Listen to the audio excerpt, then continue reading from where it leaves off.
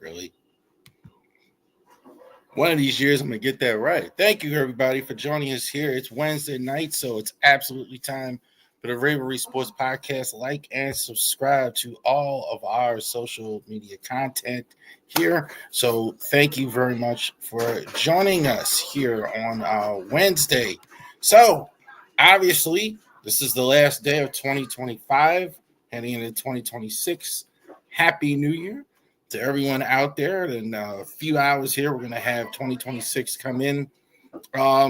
Always take 2026 as the new year as a chance to be out there and reset things and look at things in your life. You know, I know like those of you out here watching this, football fans are younger than me, probably want to go out party or have a good time or something like that. But also too, as you get older, like you reflect on the year, things that we have done as well.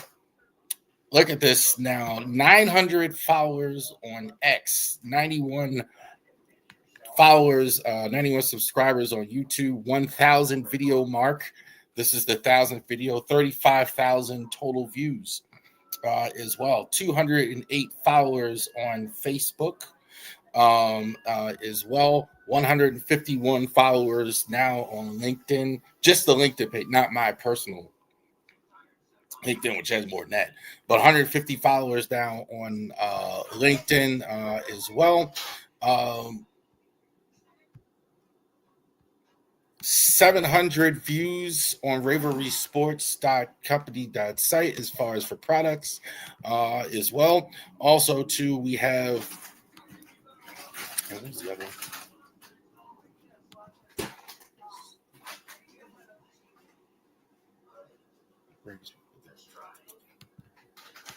700 product. I lost it real quick. 700 product views on their on the Ravori Sports company.site page as well. Also, too, we have our brand new blog, Ravori Sports blog site for Ravori Sports Breakdown, which is available every morning as well. So thank you guys. Reflect. 2026 is coming in. We got a lot to get to, and we're going to get to it tonight. But real quick, Genesis Notary Services live stream tomorrow at 12 o'clock here on the Ravori Sports channel. For the first time, we're going to have it on the Ravori Sports channel. It also, too, for those of you that haven't watched it before, it is going to be on Genesis Notary Services LinkedIn page, our Facebook page. It'll be there as well, live at 12 o'clock. We're going to be talking about the notary business there as well. And see, Charles Harris, we are LegalShield.com. So definitely just talk to them. I pretty much talk to Legal Shield every week for my business, trying to get this done, trying to get that done. So I really appreciate them in this endeavor. And you can appreciate them as well if you want to go ahead, go to our page and go ahead and buy Legal Shield. We are not dead yet.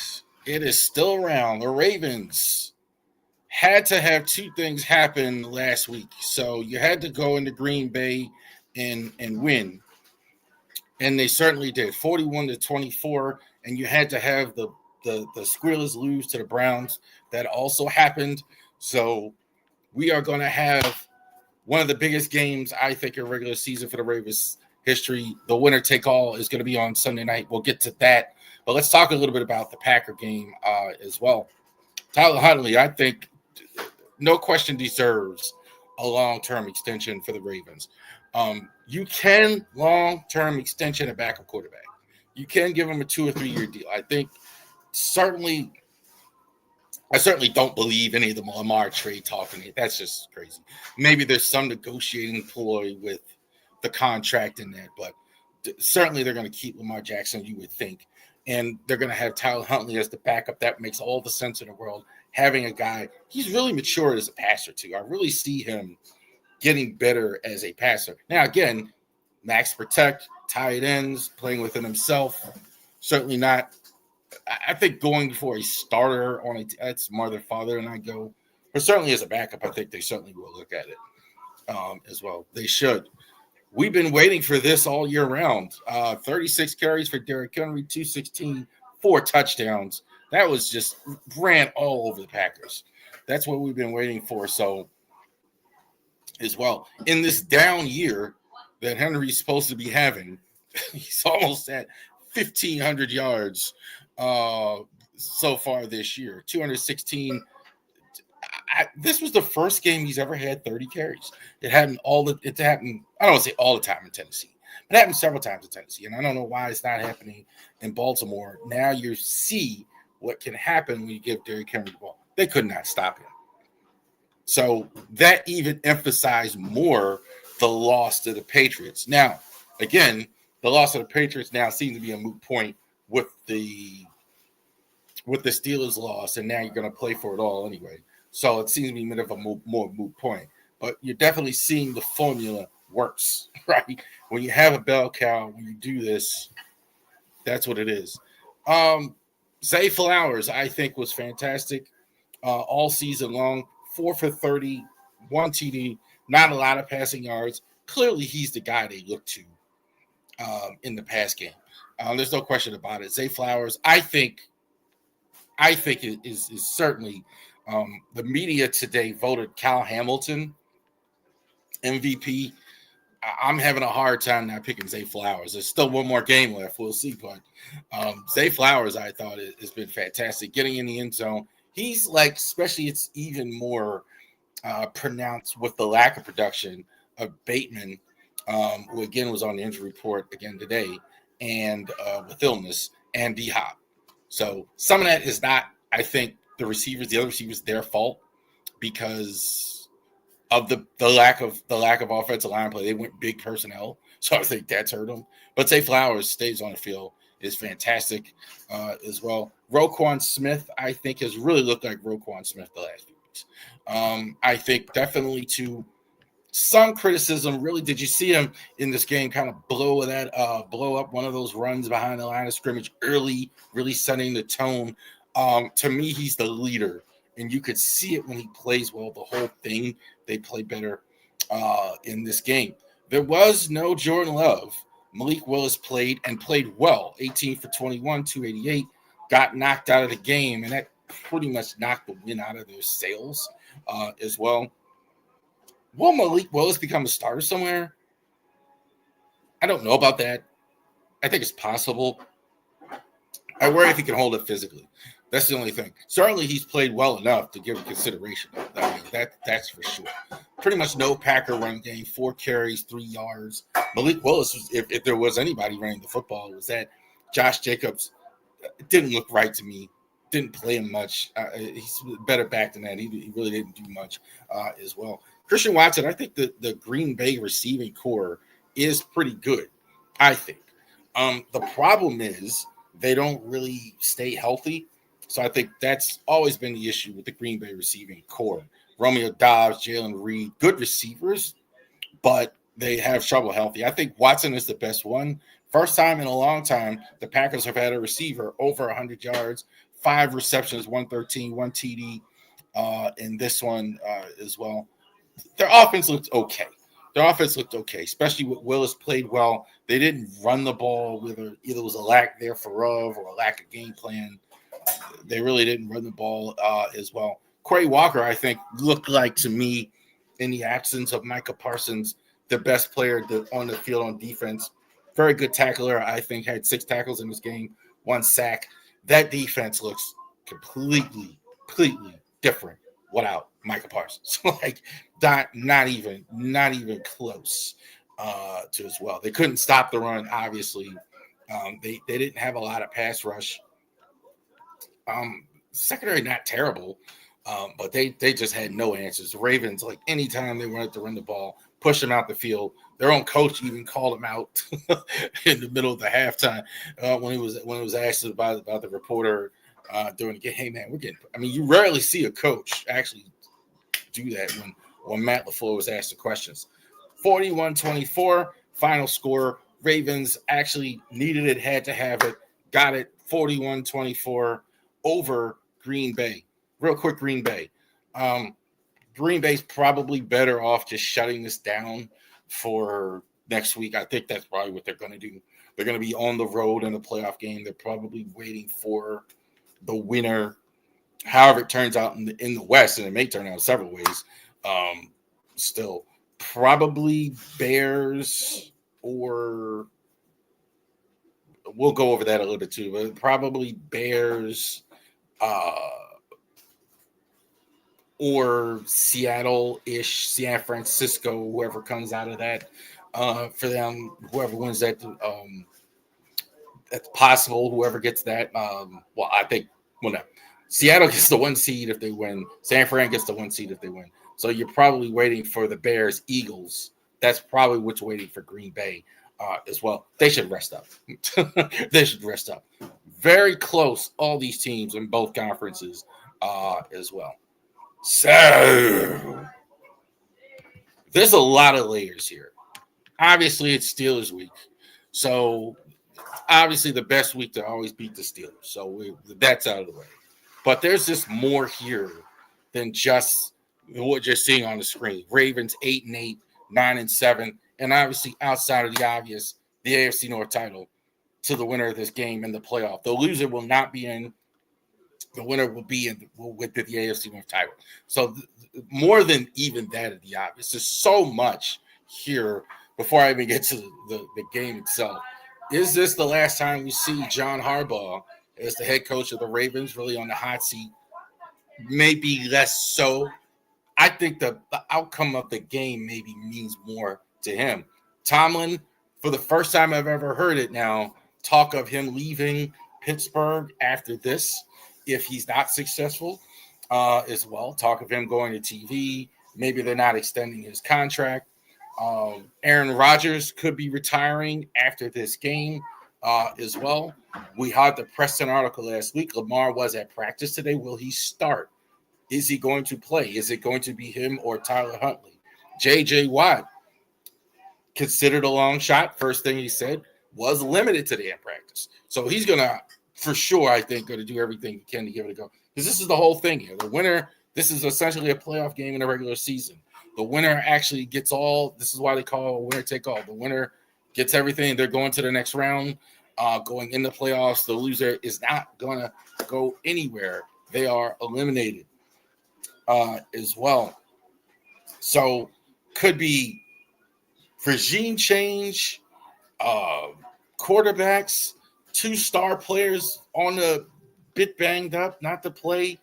Aaron Rodgers may retire. This is a lot here. This is a lot here, and there's a lot outside of the obvious that could be on the line outside of the AFC North Championship. So let's talk about the game. Who starts for the Ravens? I have no idea. I think after the game, we kind of assumed Tyler Huntley would play, right? And then, but Lamar, he was running out of practice today. First day of practice. John Harbaugh seemed very confident. So I'm not sure. I do think we need to stop the talk that it's going to be Tyler Huntley if Lamar's healthy. That's not going to happen. It's going to be Lamar Jackson. So Lamar Jackson is going to play if he can play. There's no question about that. So that's kind of silly. That was kind of silly. I mean, respectfully to Tyler Huntley, who I think is playing the best he's ever played. It's going to be Lamar Jackson if he's healthy enough to play, which is possible now. Derrick Henry, 1469, 287, 16 TDs. This is a down year for Derrick Henry. You wouldn't be 8-8 if you'd used the formula that you saw against Green Bay. We're all thinking that, obviously. Running the football. Stop telling me, and I don't want to hear one more person complain about the line. I don't want to hear that.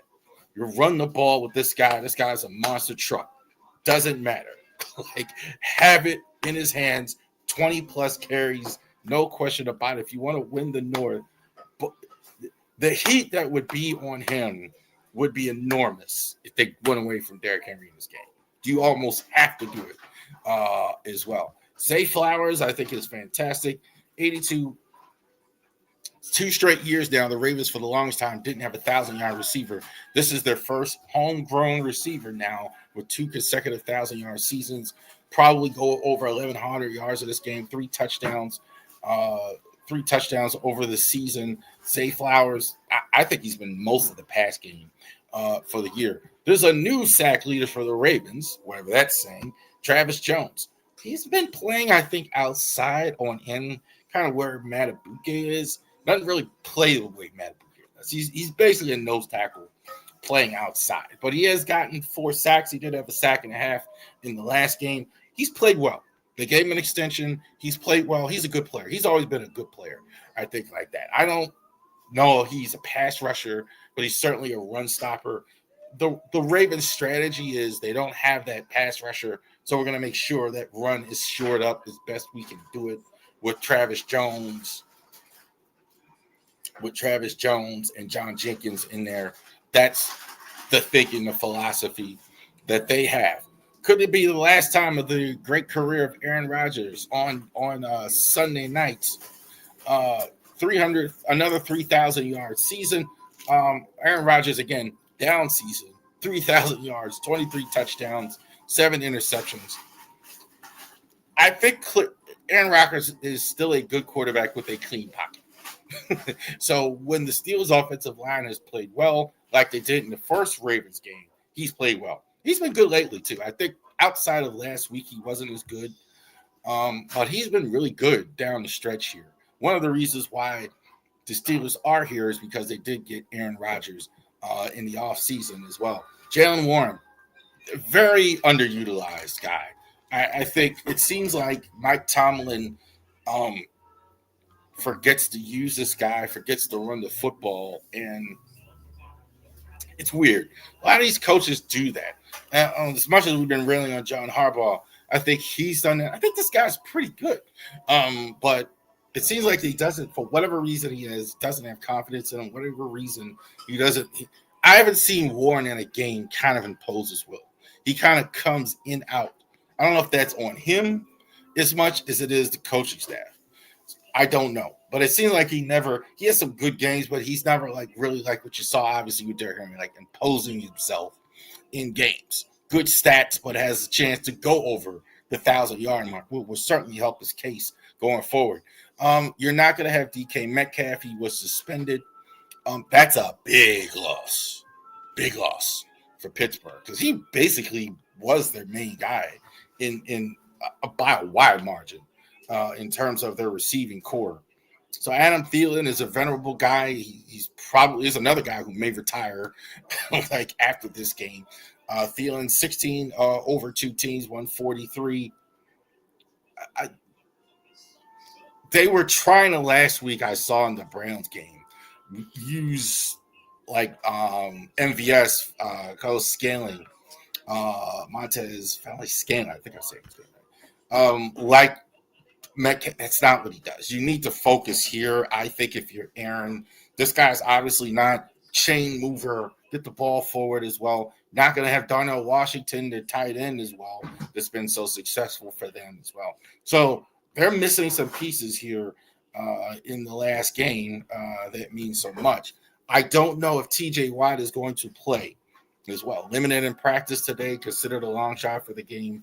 Highsmith is going ahead and matter. I need the charger. What percent are you on? Here. I'm going to bring my charger back. And that will be on the podcast. Daughter's still in my charger. Anyway, 8.5. Yes, it will be on there. True. 8.5 sacks a year for Highsmith. Watt, I don't know if he will play. Everything I know about Watt, if there's a small chance he can play, he's going to do everything just to tape himself up and go in this game. That means absolutely everything for the Steelers and probably the future. This could be, I can tell you, the loser of this game may be going through a major transition in both. So this is a lot. Derrick Henry, X Factor. Boy, if I got to watch Harbaugh on Monday at the presser, the end of the year presser say, man, the game went to, I'm going to strangle somebody. Like, go to Derrick Henry, use your Hall of Fame running back. I don't think there's any other option on offense. Personally, I don't care if Lamar plays or not as well. Mike Green, you got to see a little bit more as well. 3.5 sacks over the year, lost the lead to Travis Jones.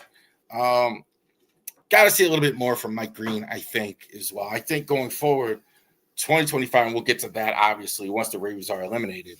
But I do think they're probably going to use him. They're going to have him do some work in the offseason as well. But they're going to need him in this game. Aaron carved you up in the first game because you didn't have pressure on the QB.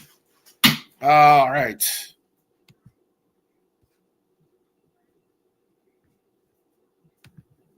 There you go.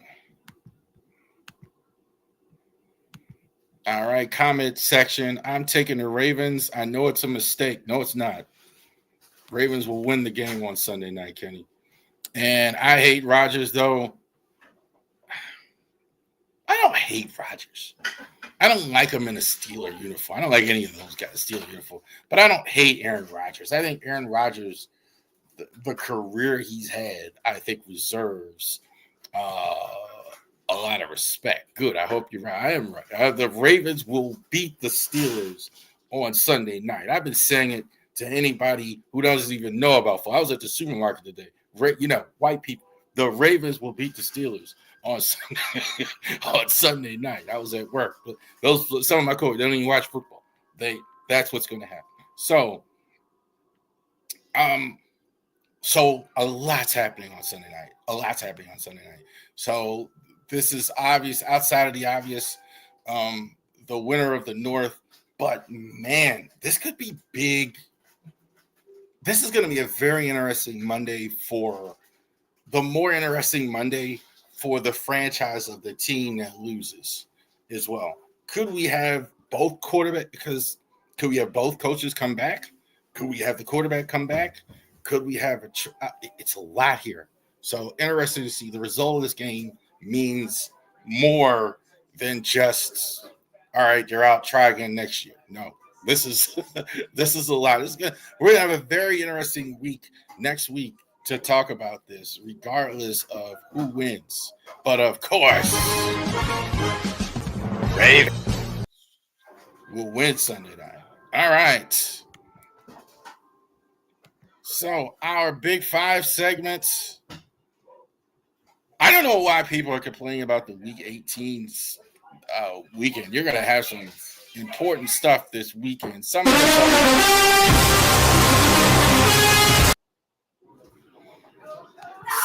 it's decided, but some of it is still up in the air. So as well. So let's go over Week 17. We're definitely going to get to baseball here. Talk a little Hall of Fame. How apropos last night in the open mic, we were talking about Hall of Fame that's coming up. Terrell Suggs, Marshall Yannon, most notable Ravens are eligible for the Hall of Fame. But interesting discussion. Definitely, if you haven't checked it out, definitely check it out. Talking about who's eligible for the Hall of Fame this year, who should and shouldn't be in the Hall of Fame. They like Jason Witten more than I like him for the Hall of Fame. I didn't. I can't help you with that. Eli Manning is super interesting as far as the Hall of Fame. So definitely check that out. So last week, Big Five. As far as the top games on the schedule, Texans over the Chargers. Texans actually were made into the playoffs as well. Texans, I think that might be the best defense in the league. They've looked good every time I've seen them. I haven't seen a bad Texans on defense all season long. Offensively, they don't always show up. Defensively, they're going to be in every game. So definitely, too, that thing is built around defense as well. Chargers, I don't think too much out of the loss. I kind of put them in San Fran in the same category. The fact that they're there is incredible considering all the injuries they've had. Chargers, they'll be in the playoffs as well, so they'll get another shot. Definitely, but the Texans, it was a bigger game. Texans still have division aspirations and all that, etc.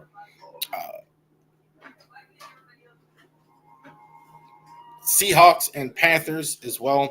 Seahawks just have a better football team than Carolina does. Carolina still has a shot to win the division.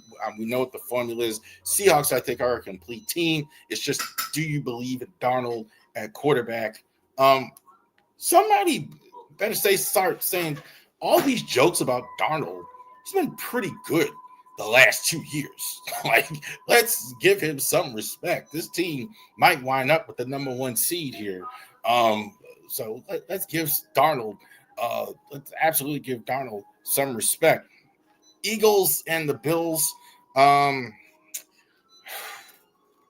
kind of didn't think anything differently of either team. We know how good Josh Allen is as well. Not his best day, and so the Bills didn't win. Eagles, I don't know what happens to their offense sometimes. They just kind of don't have it all the time. I don't know why. I don't know exactly what's going on with A.J. Brown and Barkley. It seems weird. I don't know exactly what's happening. The line isn't as good, but they won. So I still think the Eagles can absolutely win the Super Bowl. No question about it. I definitely think Josh Allen, if you have him on the field, you have a shot. Absolutely outstanding game. The Bears and the 49ers. The 49ers, to me, they're unbelievable. Their offense doesn't really look like they missed a beat at all. Kittle didn't play. Purdy was outstanding in the game. Caleb was, I think, decent. Not as good as Brock Purdy. McCaffrey was outstanding. Ricky Pearsall, I think, is an excellent number 1 receiver, even without Ayuk. They didn't have Trent Williams. And they scored 42 points with a bunch of guys. The job Robert Saleh is doing is fantastic, considering that as well. Bears defense is still, to me, a bit of a fraud in some ways. It's not consistent every week in terms of what they do as well. Did I get them?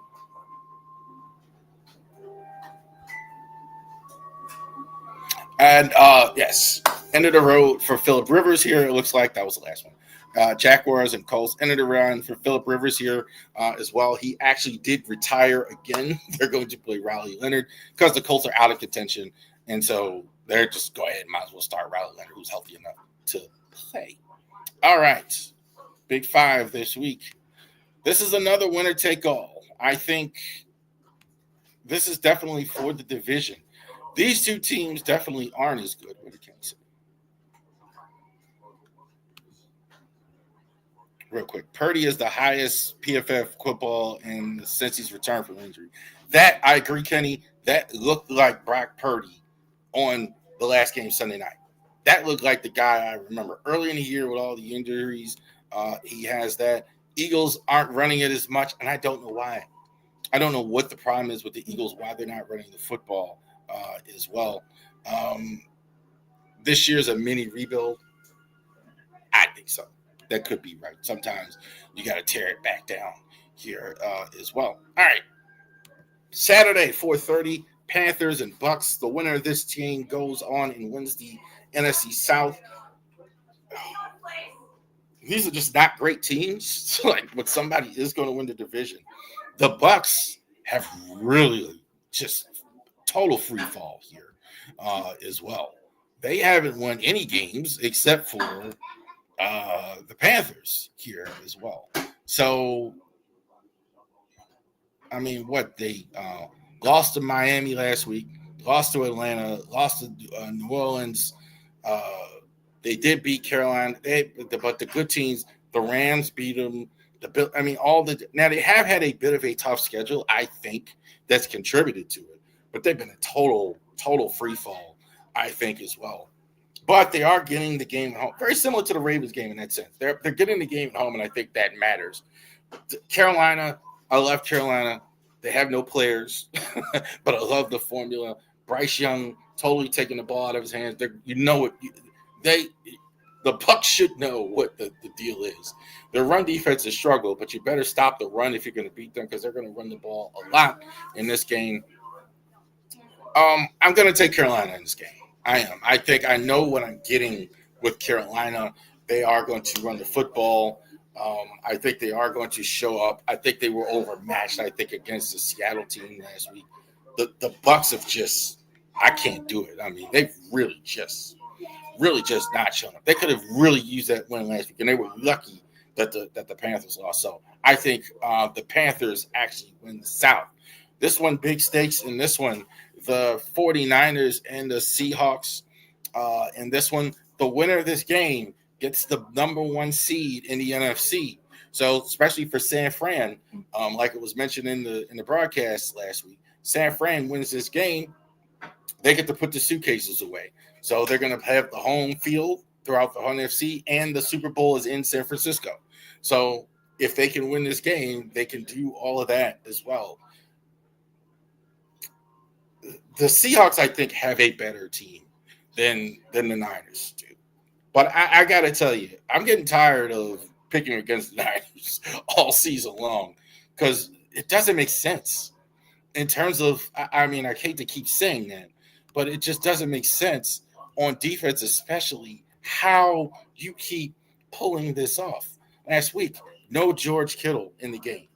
No Trent Williams, your best offensive player. They scored 42 points. They were dominant. Last few weeks, 49ers, 42, 48, 37, 26, and 20 over a good Panthers defense, 41. They're scoring. So it's that's the one thing as well. Defensively, even with the deficiencies, it hasn't mattered because they're scoring so many points as well. Baker's shoulder is not right, and I don't believe in the Panthers. I'm taking Tampa, though it's crazy.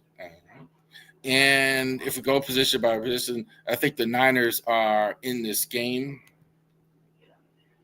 Purdy, CMC, the best quarterback, a running back, one receiver is way better. Seattle only has JSN, better tight end. I'm taking the Niners. I'm taking the Niners, not just because of what he said, but the Niners, I think their offense is incredibly underrated. They are really scoring a lot of points, and that's why I brought up all those scores, because they are just scoring a lot of points in these games, and that is it. Seahawks, I think, have a good defense. I do think Darnold is not nearly as good on the road. I mean, we've seen that. I think Darnold, I think all of his stuff that people make fun of, I think is in road games. I do think this, but this is close. Seattle is really good. I don't know if it's going to go that way in the playoffs, but in this one, I do like the Niners. Niners have a lot to play for, too, as well in this one. The winner, obviously, too, gets the bye in the NFC, and the loser has the wild card in that division. So this is a really good division that has 3 teams that are in the wild card. Real quick here, Colts and Texans. Texans still with a little bit to play for. They eliminated the Colts last week, so this could have been for more. But the Texans did go into Los Angeles and win. So the Texans are already in. They still can win the division if the Jags lose and they win. Jags are unlikely to lose. They're playing Tennessee. They should win. But there is something to keep an eye on here with the Texans as well. Colts, get rid of Chris Ballard. Get rid of Chris Ballard. He's not a coach as well. Robert Saleh is a true factor in the game. He made lemonade with lemons this year. Warner, Bosa, first-round pick, tight end from Georgia. I think that's putting it mildly. What you're saying that Saleh and Kyle Shanahan made lemons without lemonade. They're gonna have they might have the number 1 seed with the most injuries in the league. Let that process. They've had the best in a better NFC than the AFC. They're going to have 3 teams in that division win double-digit games, and they're going to have the number 1 seed overall. Impressive. Former DC has made the Texans a force. Absolutely right. Dolphins and the Patriots. Patriots, again, unlikely to go ahead and win the number 1 seed. They can get it if they beat the Dolphins and a Denver loss as well. So definitely something to play for. This is going to be going on at the same time as the other game. Dolphins, I'm kind of thinking this is it for Mike McDaniel. Some people think he's going to stay. I do think they just might as well tear it down. They got rid of Chris Greer. They're going to bring in a new GM. I don't think there's a reason to keep Mike McDaniel around. I think, as well. Patriots win this game. I think they need to. Dolphins really don't do well in cold weather late. Broncos and the Chargers. Broncos have everything to play for, so a lot of those guys are going to be playing. They're going to be playing for the number 1 seed which is they're going to have the bye. Now, 7 teams in the playoffs, 1 bye, huge. Broncos, I think, do win this game. Chargers, I think, are going to be resting place as you should. You're not going to win the division. You're not going to get the bye. You're going to be on the road. You want your team as healthy as possible. They've had a lot of injuries this year. Broncos have everything to play for as well. Chargers also, too, I don't think you want to show them too much. I think their game plan will be vanilla as well. There you go. Mike McDaniel's probably on his way out back to the Niners. That's very possible. Very possible that he could be on his way back. I think Miami fared better with a healthy Tyreek. I don't. I think they're about, and with all due respect to Tyreek, I think he's about 7-9. I think that's where they live. All right. Thank you guys for that. And definitely to the last Big Five of the regular season that we have. So definitely check out all the games as well.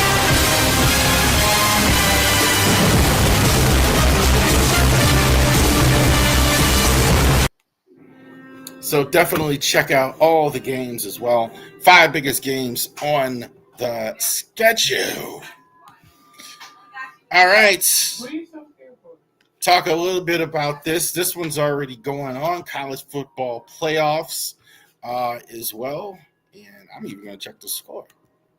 So Miami and Ohio State, Carson Beck leading, former Georgia Bulldog quarterback, leading Miami into Ohio State.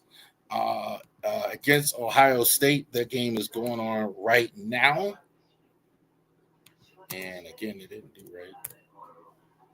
14-0 by the Hurricanes. So definitely I'm going to be checking that out once I get off of here. I'm sure some of you are split screening right now. Like Miami and Florida and Ohio State.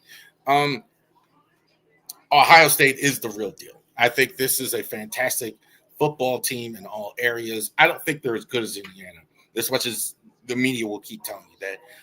Ohio State, they have players at every level. I think their quarterback, I think it's possible he could have won the Heisman had he won the Big Ten title as well. Salin, I think, is still developing. I think he's definitely could be a top 10 NFL quarterback at some point. They're loaded everywhere, especially on defense and on offense as well. Miami, I think this team is way better than what they're getting credit for. I think there's so much bias against the ACC. So they're winning this game. I don't think they win this game despite of that. I do think they come around. The coordinator leaving, Hartline, has hurt Ohio State, though. I think that's a thing, having to turn it back over to Ryan Day. So interesting to see how that goes. Orange, boo. Oregon and Texas Tech in this one. Again, 2 outstanding quarterbacks as well. Definitely, I think Mendoza is going to be the Heisman Trophy winner, is going to be the number 1 pick in the draft. So there's no question about that as well. But on the other side, Brendan Morton as well. So he's had an outstanding season as well. He's about top 10 as far as the draft and all that goes. Texas Tech, it's kind of harder for me to get with Texas Tech depending on that, simply only because of the way they play. That spread stuff, lots of wide receivers, lots of you could kind of do that in college. Kind of like the old BYU. That's when I see that as well. Oregon hits in the mouth. I don't ever see year over year a team with better size than the Ducks. They usually have you got it, brother. They usually have the biggest players. They have all that film night money and everything going on. So that's absolutely the case with them, where they have all. This is grown men on that side as well, and also too, I think maybe you have the best quarterback in the country, Dante Moore. So I like Oregon in that one. Indiana and Alabama. I think the Hoosiers are going to show everybody who it is. So many people are picking Alabama in this game. They're totally wrong. Indiana is fantastic football team. They obviously got the guy that won the Heisman Trophy. They have a lot of offense on their team. Look, all due respect to we know they have five. Kalen DeBoer has 5 stars on Indiana. Everybody also points to the schedule that Indiana had to hit those schedules. Somebody also needs to check out the margin of victory in those games as well. Teams did not come close to beating Indiana. The only ones they played Iowa, who was in top 25. You played Oregon. They won at Oregon in the top 5. Everybody else you played, it was not close. Maryland, Penn State, I think, gave them a little bit of trouble, but they rolled them. So I like Indiana in this one as well. I don't love Ty Simpson as much as other teams do. I think you look at the roster of Alabama as well.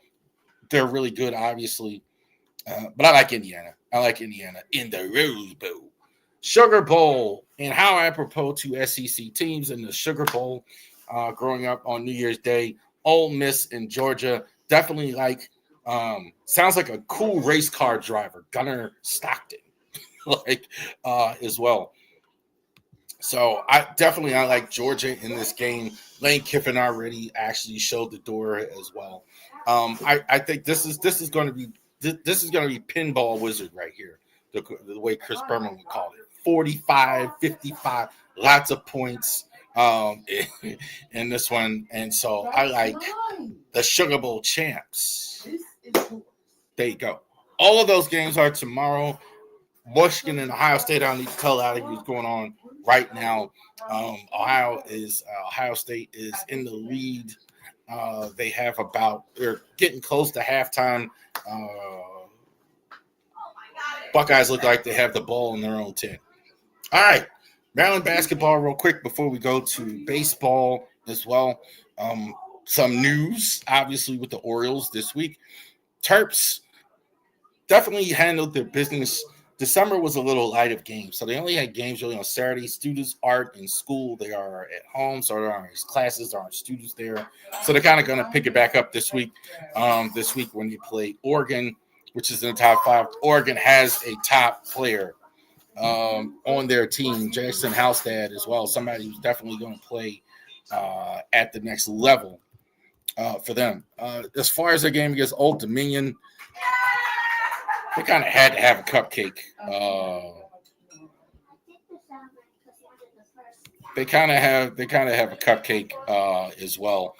Old Dominion, they have some guards that were pretty good, but Maryland just really easily handled them in this game. Maryland is really struggling to find a rotation as well. I thought Dickie Colt is their main guy. Pharrell Payne, they did let it leak during the broadcast. He may be back with an ankle injury. He looks like he has an ankle injury, so he may be back in like 2 weeks. So hopefully they can get Pharrell Payne back because he's probably their main guy. But they're just really mixed and matching. I can see, though, he's trying to play defense. And I mean that respectfully. He wants his team to actually go ahead and play defense as well. I think this is why he can't settle on rotation. Some of his good offensive players haven't been as good on defense. And so I think that is part of the issue that he has as well. But it'd be interesting to see as well. I do think they got the right guy. I do think they're right, but it may be a little choppy waters here in the first month. Zach Eflin resigned with the Orioles, 1 year, $10 million. I did write an article on it, so definitely check it out on our Ravori Sports blog site, Blogspot. I'm still learning the name myself. Like I used to trip over the ravorisports.com when it first started. But definitely check that out there. But Eflin, I got no problem with him as a 5th starter. Obviously, we want a Ranger Suarez. Obviously, we want a Framber Valdez. Obviously, we want that. Short of that, I got no problem with this. actually getting Zach Eflin on your team.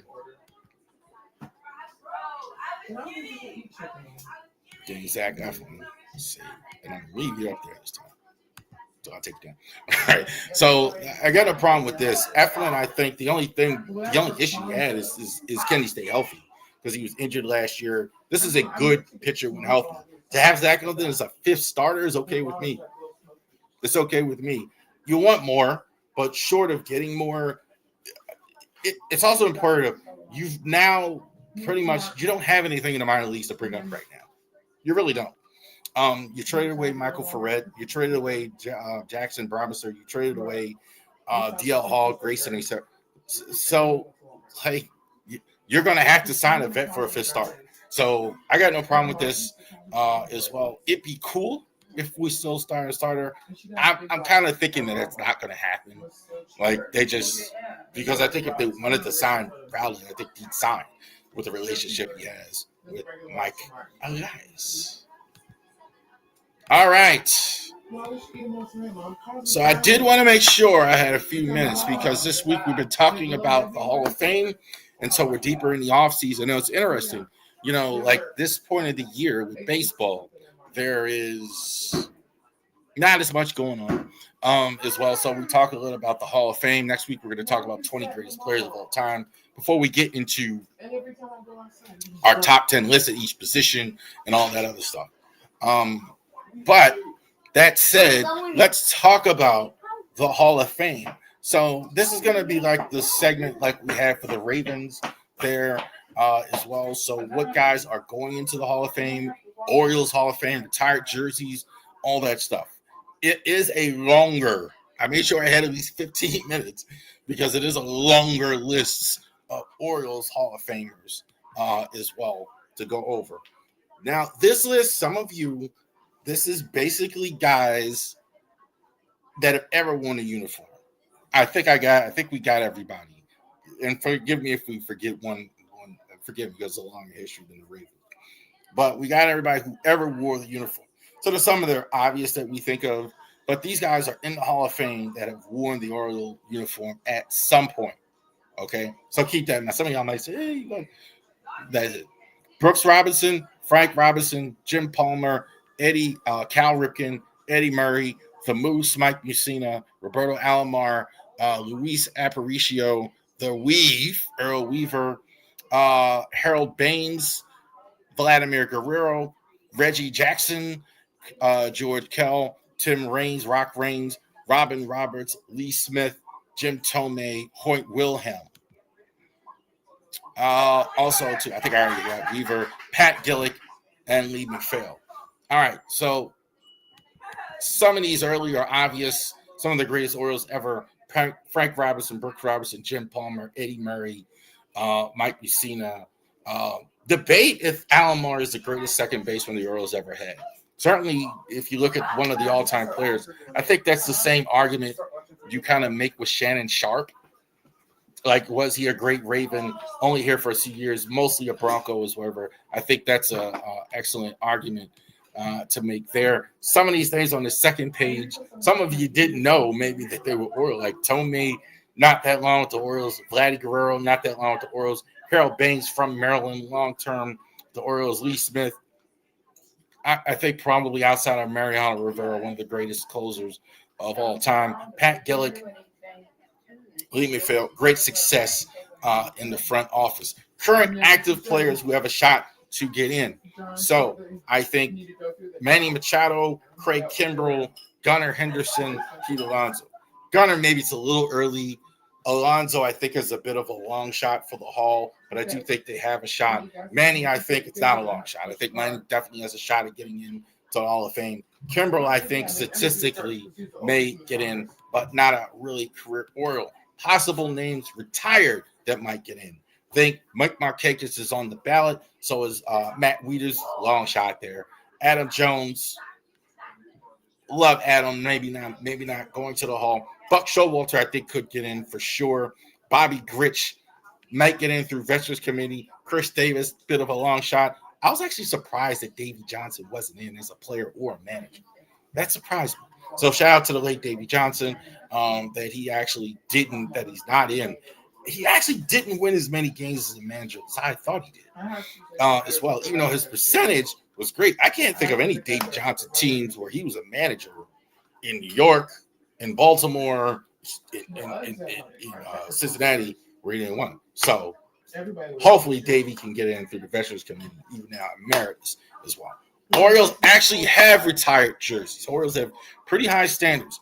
One thing that people don't know, except for 42 Jackie Robinson, that's retired with all major league teams, that you had to have won a World Series to actually get a retired jersey. So what all these guys have in common?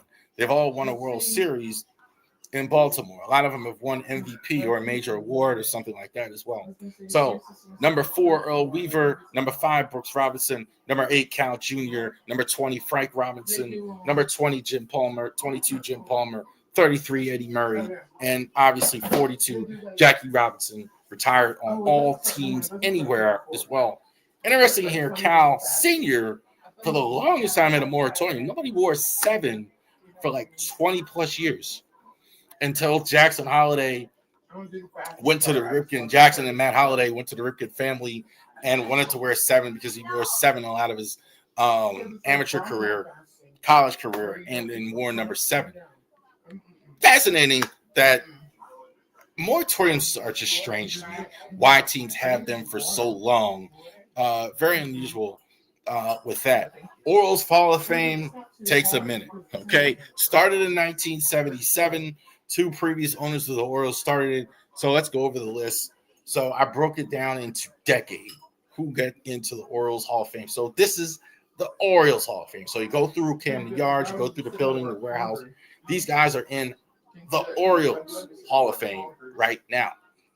There aren't too many that shouldn't be in that I can think of. I don't think. As far as that, what I'm saying, like maybe Orioles Hall of Fame. I think they got most of them. Brooks Robinson, Frank Robinson, Dave McNally, Boog Powell. Dave McNally, I think, one of the greatest top 3 pitchers in Orioles history. You could put him anywhere behind Jim Palmer. Some might have him at 2, as low as 5. Definitely there. Boog Powell, I think, not for Eddie Murray. You can make the case that he's the greatest first baseman the Orioles ever had with some of the success they had. Okay, now we get to a lot of names here. 80 to 89, all these guys went in through those years. Gus Chiandro, Luis Aparicio, Mike Cuellar, Mike Belanger, Earl Weaver, Paul Blair. That center field argument. A lot of people think Paul Blair is the greatest center fielder of all time. Paul Richards, Milt Pappas, Jim Palmer, Ken Singleton, great DH. Great. I think of one of the guys I think about the DH position, Ken Singleton as well. The B, Al Bumry, one of Roberta's favorite players. Roberta's my mom. Always talked about how great a player Al Bumry was as well. One of the great center fielders. Steve Barber in there as well. The 90s. Who got in? Jim Gentile, Dick Hall, Stu Miller, Hank Bauer, Scott McGregor, Hal Brown, Gene Woodling, Don Buford, Mike Flanagan, George Brandberger, Chuck Thompson, Jerry Hoffberger, Billy Hunter, Cal Sr., Henry Dalton, Rick Dempsey, Davey Johnson, Bobby Grich, Lee McPhail, Lee May, Frank Cashin, Eddie Murray. On this list, Chuck Thompson, I think, is the voice of the Orioles for so many people. Certainly was for me growing up. Absolutely. Cal Sr., probably maybe Elrod Hendricks, maybe more revered than Cal Sr. as an assistant coach as well. Almost a shame that they made him manager in one sense is the fact that I think it kind of damaged the relationship in a lot of ways because he did get fired as manager. And Scott McGregor with the cool arm release as well. Scott was an ace of the Orioles during the last years of success. He was really the guy that really took over for Jim Palmer as far as success. 90s, 2000s. All right. Jack Dunn, Tippy Martinez, Eddie Watt, Mike Boddicker, Elrod Hendricks, Hank Peters, Rex Barney, Dennis Martinez, Hoyt Wilhelm, Bob Brown, Cal Ripken Jr., Brady Anderson, Ernie Tyler, Doug DeCinces, Chris Hoyles, Ralph Savon, Eddie Weiner, B.J. Surhoff, Bill O'Donnell, Wild Bill Hagee. If you know, you know. Like, if you lived in Baltimore, went to Memorial Stadium, you haven't seen Wild Bill Hagee drunk in the crowd, getting them fired up, well deserved. Kind of like Mo Gaba, like the version of that.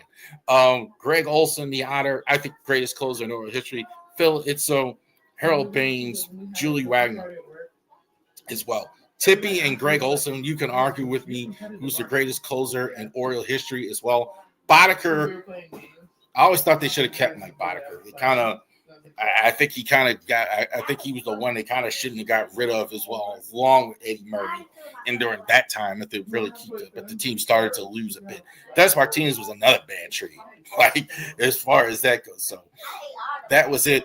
Brady Anderson is not as revered as I always thought he would be as Oriole. He kind of was the lieutenant to Cal. So interesting. Had a lot of women like him and all the other stuff. But Brady, I think, was a good, long-standing Oriole. So it's interesting with that. Doug DeCinces was also to mention. Great player that he was in the 70s as well. So outstanding stuff for him as well. Wild Bill. Hey. There you go. Lenny Johnson, Johnny Oates, Ray Miller, Rashi Banzels, Mike Bordick, Rich Dower, Mike Bucina, William Yost, Roberto Alomar, Don Priest, Melvin Mora, John Lowenstein, Gary Renicky, Frank Ullman Sr., Brian Roberts, Fred Manfra. All right, so Johnny Oates was a manager of the Orioles. Shout out to him. So was Ray Miller. Ray Miller, again, kind of like Cal Sr., we more think of him as the great pitching coach more than the manager. I think that's definitely him as one of the greatest, if not the best pitching coach the Orioles ever had. Definitely as well. You won't find a nicer guy than Mike Bordick. Mike Bordick is a classy performer. I think he got a tough job having to replace Cal Ripken in the shortstop as well. So that was tough to do. The Moose, I think, always should have stayed here in Baltimore. Roberto Alomar, one of the greatest players. Melvin Mora, fantastic. Good during a tough time. I interviewed Derek Lewis for Maryland Terps. It was kind of like that was Melvin Mora. Like during the rough years, Melvin Mora was still there. Lowenstein and Renicky together, the left field platoon, maybe the one of the best ever. Brian Roberts, certainly, again, second base argument. You can put Brian Roberts there as well. And most current, Mo Gaba, Mike Devereaux, J.J. Hardy, Joe Angel, Terry Crowley, Nick Markakis, Dick Bowie, Tom Davis, Adam Jones, Joe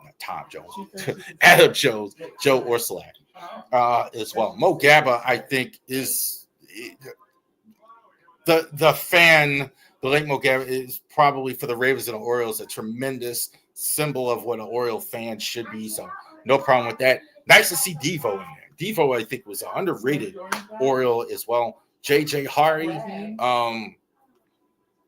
solid offensive player, solid all-around player as well.